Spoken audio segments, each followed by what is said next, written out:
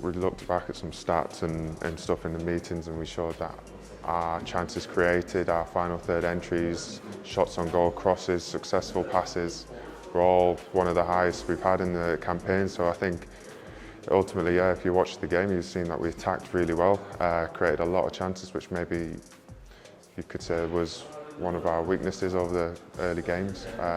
So I feel like we've rectified that, and yeah, we just need to obviously to concede 4 goals isn't ideal, you know, coming from a goalkeeper. So yeah, it's a bit of a mixed feeling. Maybe that's the nature of, you know, changing the system and the players obviously adapting to that, because we've obviously played with a back 3 and a midfield 5 in the opening 4 games, but obviously we played more expansive and 4-3-3 in this game. So there was a lot of positives from the attacking point of view, but look, we've worked it through with the players. Showed them video of it. Just areas where we need to just be a little bit tighter from the defensive side. A long day of travelling yesterday, then you arrive here and it's already night time, so you're skipping across 4 hours, 5 hours from back home, 4 hours from Slovenia time zone, and you know, we've done a few things to try and get around that. Stuck to Central European time, so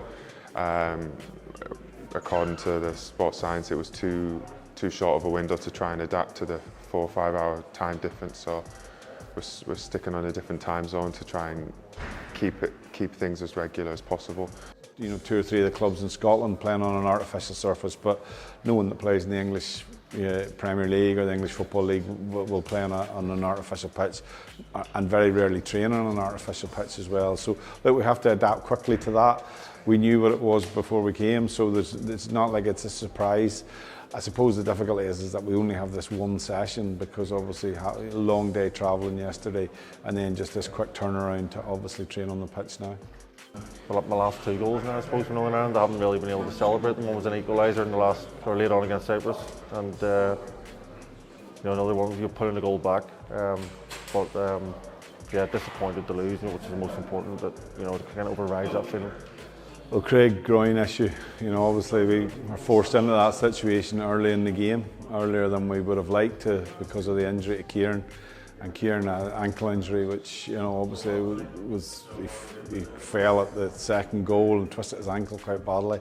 So yeah, look, it didn't make any sense to bring them the distance we had to travel, and they were obviously, you know, virtually ruled out then after the game on Thursday night. They played Denmark here at the start of the qualifying campaign, and you know, they managed to score 3 really good goals. So you know, we know they're dangerous going forward. Yeah, I think what we'll probably see from them is a more aggressive approach. Certainly when we've looked at their games at home against Finland on Thursday and against Denmark previously, that's the approach that they took. You've got to try and obviously respect the opponent, but try and stick to your own game and enforce your game plan on the opponent, and that will be the battle for tomorrow.